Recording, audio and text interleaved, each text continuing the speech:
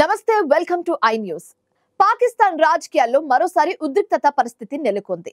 పాకిస్తాన్ మాజీ ప్రధాని PTI party అధినేత ఇమ్రాన్ ఖాన్ జైల్లో హత్యకు గురయ్యారంటూ సోషల్ మీడియాలో విస్తృతంగా ప్రచారం జరిగింది.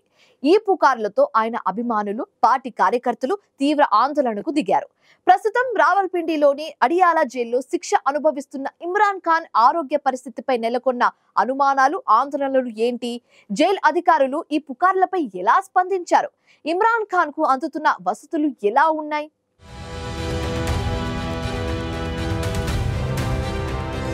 పాకిస్తాన్ మాజీ ప్రధాని ఇమ్రాన్ ఖాన్ జైల్లో హత్యకు గురయ్యారన్న సోషల్ మీడియా ప్రచారంతో ఒక్కసారిగా దేశవ్యాప్తంగా కలకలం రేగింది.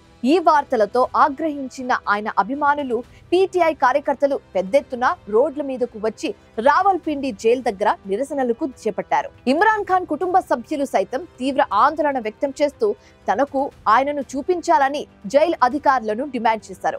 ఈ పుకార్లకు ప్రధాన కారణం ఏంటంటే అవినీతి ఆరోపణలపై 2023 నుంచి ఇమ్రాన్ ఖాన్ జైల్లో ఉన్నారు. అయితే ఇటీవల ఆయన అక్క చెల్లెళ్లకు, అలాగే ఖైబర్ పఖ్తూన్ఖ్వా ప్రావిన్స్ ముఖ్యమంత్రికి సైతం ఆయనను కల్పించేందుకు అధికారులు అనుమతి నిరాకరించారు.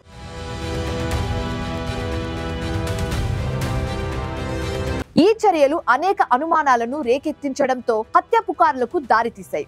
అయితే ఈ వార్తలపై రావల్పిండి జైలు అధికారులు వెంటనే స్పందించారు. ఇమ్రాన్ ఖాన్ హత్యకు గురయ్యారన్న వార్తలను వారు గట్టిగా ఖండించారు.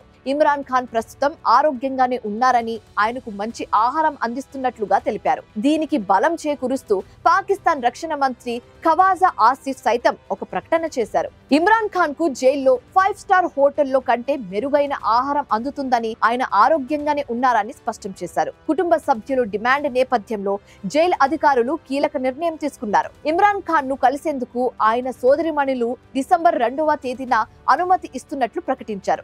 అంతేకాకుండా ఇమ్రాన్ ఖాన్ ను మరొక జైలుకు తరలిస్తున్నారన్న వార్తలను కూడా అధికారులు ఖండించారు. ఆయనను ఎక్కడికి తరలించడం లేదని స్పష్టం చేసి పుకార్లకు తెరదించారు.